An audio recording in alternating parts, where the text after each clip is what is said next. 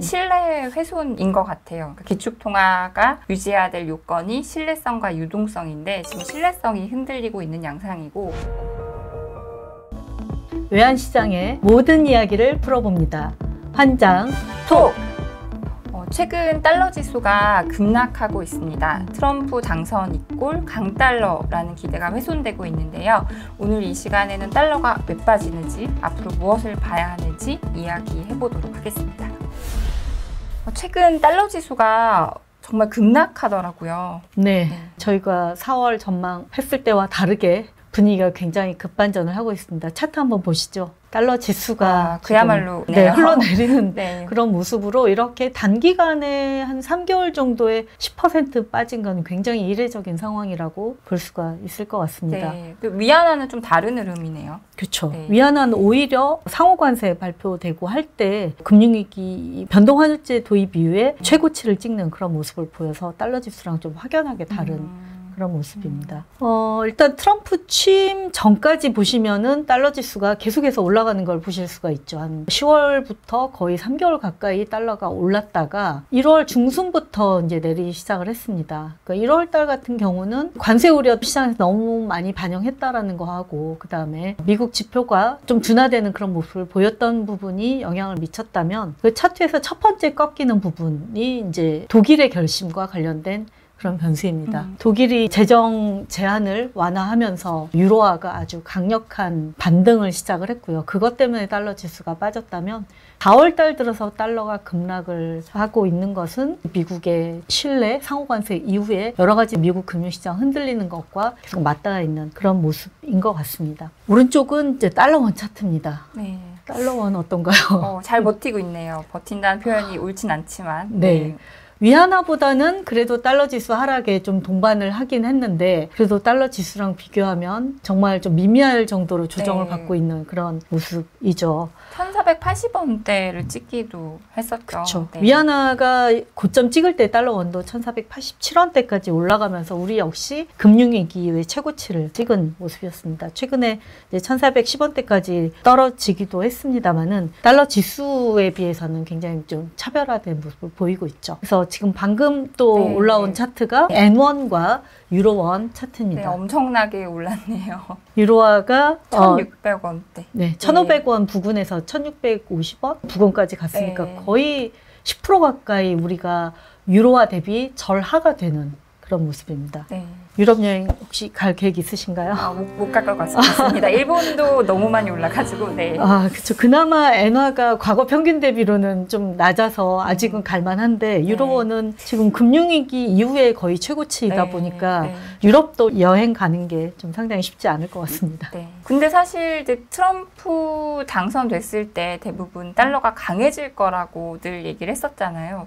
그 배경이 뭐였나요? 일단 뭐 트럼프가 계속 관세 얘기를 해왔고, 그 관세라는 것이 결국은 미국에 수출하는 국가들한테 상당히 타격이 될 거다. 그리고 글로벌 교역이 위축이 될 거니까 다른 나라들도, 물론 미국도 타격이 있겠지만 다른 나라들이 입는 타격이 더 크지 않을까, 그런 부분들이 영향을 미쳤었던 것 같고, 또 일기에서 봤던 것처럼 트럼프 정책이 이기 때 또 훨씬 더 강력하게 뭔가 드라이브가 되고 있다 보니까 그로 인해서 우리가 예상하지 못한 변수가 굉장히 많이 나오면서 금융시장의 불확실성이 훨씬 더 커지는 그런 상황들이 달러에는 오히려 안전통화로서의 달러와 강세를 야기할 수도 있다, 이런 관측들이 좀 많았습니다. 그리고 트럼프 정책 자체가 중장기적으로는 이제 미국의 금리를 낮춰서 성장 동력을 더 부과하는 쪽으로 나올지 모르겠으나, 일단 단기적으로 봤을 때는 미국의 금리를 좀 더 높은 쪽으로 움직이게 하는 그런 변수로 작용할 가능성을 좀 많이 예상을 했죠. 관세도 있고 뭐 이민 정책도 그렇고요. 그렇죠. 거기다가 또 트럼프가 재정 확대 뭐 이런 쪽으로 얘기를 하고 있기 때문에 당장은 미국의 금리가 좀 물가를 올리고, 그래서 금리 인하가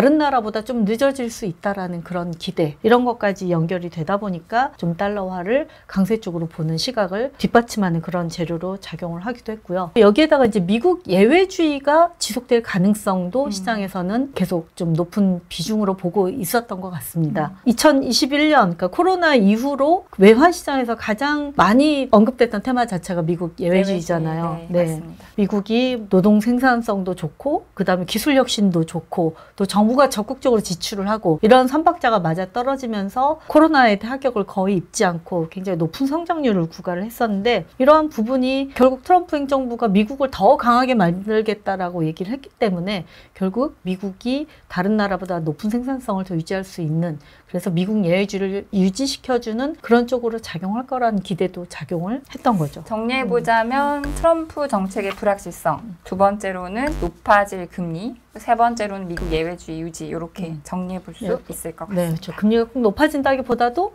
다른 나라와의 금리 격차가 더 계속 미국이 상대적으로 높은 금리가 유지될 가능성 뭐 그 정도 노력이 가능할 것 같습니다. 근데 저희도 기본적으로 이렇게 전망을 했었고 많은 시장 전문가들도 그렇게 예상을 했는데 지금 이렇게 갑자기 분위기가 급반전돼서 굉장히 당황스러운 상황이잖아요. 이 상황을 우리가 좀 더 정확하게 이해를 해야만 다음 스텝에 대한 전망도 좀 가능할 것 같은데 지금의 또 달러가 이렇게 급전직하하는 그런 모습 원인을 한번 정리를 해주시죠. 첫 번째는 신뢰 훼손인 것 같아요. 그러니까 기축통화가 유지해야 될 요건이 신뢰성과 유동성인데 지금 신뢰성이 흔들리고 있는 양상이고 이 4월 관세 부과 이후에 미국 금융시장에서는 신흥국의 모양새가 나오고 있습니다. 그러니까 차트에서 보시다시피 미국 금리 급등, 미국 채권 가격 하락, 그리고 약달러, 미국 주식 하락. 이건 전형적인 신흥국의 모양새거든요. 그렇죠. 저도 별로 기억이 안 나는 모양입니다. 네. 그래서 이 금리가 오르는 게 결국은 뭐 중국이나 이런 주체들이 미국채를 투매했다. 뭐 이런 얘기까지 좀 나오고 있는 상황인데요. 사실 실제로는 일본 채권 시장에서 미국채 매도가 많이 있었던 것 같아요. 데이터로도 좀 어느 정도 확인이 되는 것 같고. 또 어쨌든 이게 일본 투자자들이 신뢰성의 훼손 때문에 채권을 팔았을지는 모르겠지만 어쨌든 이런 모양새가 나오고 있다는 것은 뭐가 좀 아닌데 사실 불확실성이 있으면 미국채를 샀어야 되는데 그쵸. 채권을 팔았다는 거는 신뢰가 훼손되고 있다라는 증거로 들 수가 있을 것 같습니다. 두 번째로는 미국 예외주의의 퇴장? 후퇴로 볼 수가 있을 것 같습니다. 바이든 시대 때 결국은 정부가 돈을 많이 쓰고 미국의 높은 생산성이 나오면서 미국 경제는 영원히 성장할 거라는 그런 기대가 있었거든요. 주식은 계속 오를 거고 주가 상승률 국가별로 보자면 연초 이후에 보면 미국하고 일본이 그 수익률이 제일 좋지 않습니다. 오히려 나빴던 중국, 독일 이런 데들 상승률이 좋은 상황이고요. 결국은 시장의 기대를 반영하고 있다고 볼 수가 있는데 특히 이제 이 관세 정책이 그동안에는 다른 나라들 더 힘들게 하지 않을까라는 우리가 생각을 해왔다면은 이게 미국 경제도 부정적일 것 같은데 라는 생각들이 이제 부각이 되고 있거든요. 그렇게 뒤바뀐 이유가 뭘까요? 첫 번째는 관세율이 생각보다 너무 높고요. 그리고 이 트럼프 정책의 불확실성이 너무 높은 거예요. 그래서 미국의 경제 주체들, 뭐 기업이나 투자자들이 뭔가 행동하기 어렵게 만들 거다. 그렇죠. 어떻게 보면 기존 질서를 지금 다 뒤바꾸겠다라는 의지까지 보이고 있는 상황이잖아요. 판이 어떻게 바뀔지 모르고 그렇다고 해서 미국이 정부 재정 수지나 이런 게 좋은 상황은 아니라서 맞습니다. 그런 부분들이 좀 엮여서 반응을 할 수가 있겠네요. 사실 다른 나라들은 워낙 기대가 없었는데 두 번째 차트 보시면 블룸버그에서 이코노미스트를 대상으로 설문조사를 하는 거예요. 미국의 25년 성장 전망이 어떨 것 같아? 그러면 보시면 그동안 더 좋을 것 같은데 더 좋을 것 같은데 라는 그런 흐름들이 계속 이어지다가 최근에는 전망치가 많이 낮아지는 그런 흐름들을 보실 수가 있습니다. 결국은 미국은 영원히 성장할 거라는 기대가 후퇴하고 있다라고 볼 수가 있을 것 같습니다. 또 이런 분위기 반전엔 독일을 빼놓을 수가 없겠죠? 네, 맞습니다. 비미국의 반격이라고 해도 과언이 아닌데 사실 이런 생각인 것 같아요. AI 미국만 할 줄 알았더니 중국도 할 수 있네? 그리고 돈은 미국만 쓸 수 있는 줄 알았더니 독일도 쓸 수 있네? 이런 분위기로 보시면 될 것 같고요.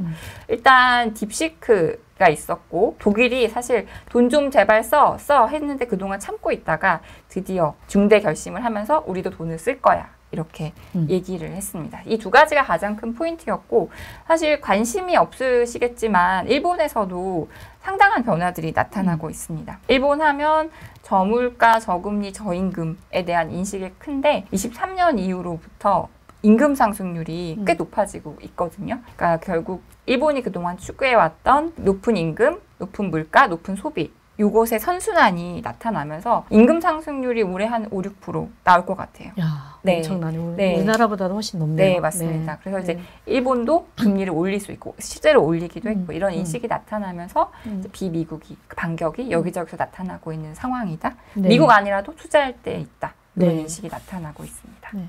그리고 사실은 뭐 이런 관념적인 이야기 말고 가장 중요한 건 돈이 어디서 어디로 이동하느냐가 제일 중요할 것 같은데 사실 그동안 미국만 투자했었잖아요. 그렇죠. 미국 네. 자산 없는 사람은 굉장히 좀 네. 쓸쓸했죠. 가슴 아픈 네. 상황이었는데 네. 사실 우리만 그런 게 아니라 글로벌한 흐름이 그랬고요. 그래서 미국 주식시장에서의 한 20%가 외국인 그리고 유통국채시장에서의 외국인 비중이 30% 정도 됐거든요. 지금 많이 외국인 자금이 들어간 상태예요. 그래서 왼쪽 차트 보시면 외국인이 미국 주식을 산 금액과 그리고 워낙 주가가 많이 오르다 보니까 보유액은 더 가파르게 늘어났거든요. 네. 근데 이 상황에서 시장 상황이 바뀐다? 그러면 먼저 살출하는 사람이 승자가 될 거니까 이 자금의 이동이 실제로 나타나고 있기도 하고 그리고 누가 미국 주식을 많이 갖고 있냐를 보시면 유럽 쪽 자금이 많아요. 근데 지금 유로도 워낙 강세고 유럽에 지금 투자할 곳들이 늘어나고 있잖아요. 돈을 네. 많이 쓴다고 하니까. 네. 그러니까 실제로도 자금이 이동하면서 이런 것들이 달러 매도, 유로 매수, 유로화 네. 상승 이런 흐름물로 나타나고 있다라고 보실 수가 있겠습니다. 그래서 보통 자산에 대한 차익 실현하면 항상 따라붙는 단어가 엔캐리 네, 청산이잖아요. 맞습니다. 물론 이제 유럽계 자금도 엔화를 빌려서 투자한 자금도 있었을 거고 그런 영향이 있을 것 같긴 한데 지금은 어떻게 보면 좀 투기적인 머니라기보다도 리얼 머니들이 맞습니다. 움직이는 시장이다 보니까 오히려 미국 자산에 대한 비중이 압도적으로 높은 유럽 자금의 움직임이 시장에 더 큰 영향을 미치지 않을까라는 네. 생각도 드는데 그래서 특히 유로가 더 강한 흐름을 보이고 있는 것 같습니다. 네. 그러면 외국인 입장에서 투자를 한다, 해외 투자를 한다고 했을 때 그 자산의 수익률도 중요하지만 사실 환율도 많이 중요하잖아요. 네. 네, 환율이 어떻게 될지도 우리가 중요한데 왼쪽 차트 보시면 글로벌 자산 시장에서 미국 비중이 엄청 큰 상황이고 외국인들이 다 여기다 투자해서 강달러만 바라보고 있었는데 이 흐름이 바뀌다 보니까 뭔가 환율에 대한 인식 그리고 환을 다루는 인식도 좀 바뀌는 것 같거든요. 네, 네. 예, 그동안 해외 투자를 하는 사람들은 기관 투자가들이 많았는데 어느 순간부터 글로벌하게 개인들, 리테일의 투자 비중이 높아졌는데 이 사람들은 보통 환해지를 안 하잖아요. 안 하죠. 오픈하죠. 네, 네. 방법도 모르겠고 비용도 들고 그쵸. 그래서 환 오픈된 포지션이 많은 데다가 기관 투자가들조차도 워낙 강달러가 10년 이상 진행돼 왔고 또 환해지 비용이라는 것이 결국 미국 금리가 높을수록 비용이 많이 들게 그렇죠. 되잖아요. 네. 미국 금리가 높았기 때문에 비용도 많이 들고 해서 이 기관 투자가들조차도 환해지 비율을 낮춰왔고요. 대표적인 기관 투자가 일본의 생명보험사거든요. 미국 국채를 사겠네요. 네, 맞습니다. 보험 환해지 비율이 30%. 그럼 역대 최저인 것 같은데요. 제 맞습니다. 기억에는. 네, 네. 다 지금 달러 포지션 엄청 네. 다 많이 열어놓은 상황이기 때문에 네. 이들이 만약에 환해지 비율을 높인다. 그런다는 것은 결국은 달러를 매도하게 되는. 꼭 자산은 팔지 않고 보유를 하고 있더라도 환해지 비율을 올리기 위해서는 달러를 팔고 자국 통화를 사는 네. 선물한 매수 같은 거를 해야 네, 되겠죠. 네, 네. 네. 어려운 얘기지만 네. 어쨌든 달러 매도한다라고 그렇죠. 보시면 되고요. 네. 이렇게 되면 우리가 예상했던 것보다 한 단계 더 달러 약세가 진행될 수 있는 흐름들이 나타날 수 있는 것 같습니다. 그러니까 자산을 파는 것 자체도 이제 달러를 팔고 다른 나라 통화를 사는 그런 거래가 나올 수도 있고 자산을 그대로 갖고 있더라도 환해지 비율, 달러가 강세로 갈 걸로 오픈해 놨던 환해지 비율을 올리는 것만으로도 달러 매도가 나타날 수 있다. 네, 맞습니다. 볼 수가 있겠네요. 그리고 마지막으로는 그 우리가 지난달에 이야기했던 마라라고 합의에 대한 기대도 있는데 사실은 뭐 현실화 될 거라고 진지하게 생각은 하진 않지만 지난달에 말씀드렸듯이 몇몇 나라에 대해서는 실행될 수도 있고 특히 일본에서는 먼저 막 얘기를 하고 있어요. 통상협상에 환율을 넣겠다. 그런 얘기를 막 자진해서 하고 있는 상황이거든요. 그렇기 때문에 이런 기대들도 약달러 압력으로 작용하고 있다. 그건 조금 통화별로 차이가 있을 수 있는 변수는 네, 되겠네요. 맞습니다. 엔화 같은 경우는 네. 영향이 적지 않다라고 보여집니다. 그래서 달러가 계속 빠질까요? 뭔가 막아줄 요인이 없을까요? 방금 앞에서 말씀했던 요인 중에 사실은 전에 달러의 영향 변수들과 좀 성격이 다르긴 해요. 신뢰의 문제가 부각됐다라는 거.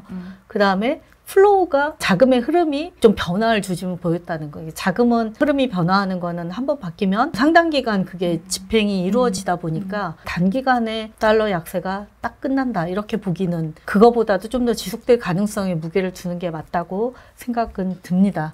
근데 이제 뭐 항상 시장이 우리가 다 모두가 알고 있고 그러면 그 방향으로만 또 계속 가는 건 아니니까 다른 가능성에 대해서 생각을 해야 되는데 지금 굉장히 걱정이 되는 그런 상황이거든요. 그래서 그런 나라들이 전체적으로 이제 경기가 악화되는 그런 상황이 나타난다. 그러면 그거 자체도 경기 안 좋은 나라들에는 약세 재료로 작용할 수가 있을 것 같고요. 또 이제 최근에 달러가 약세를 보였던 이유 중에 재정 안 쓸 것 같은 독일 같은 나라도 엄청 재정을 쓰면서 성장에 대한 기대가 바뀐 부분이 있는데 일단 그 부분을 반영하고 나면 시장이 좀 더 냉정해질 수가 있겠죠. 근데 독일도 지금 쓰겠다는 게 모두 다 이제 경기를 강하게 부양하겠다는 그런 것도 있지만 그거 외에 뭐 방위비 지출도 지금 제한을 없애는 등 쓰고 있잖아요. 방위비 지출이 일단은 GDP를 올릴 수 있는 변수로 작용할 수 있지만 결국 그게 성장의 마중물로 작용할 수 있는지는 실물 데이터를 통해서 좀 확인을 해봐야 되는 그런 문제인 것 같고 결국은 미국에 의존하지 않고 각자 도생해야 되는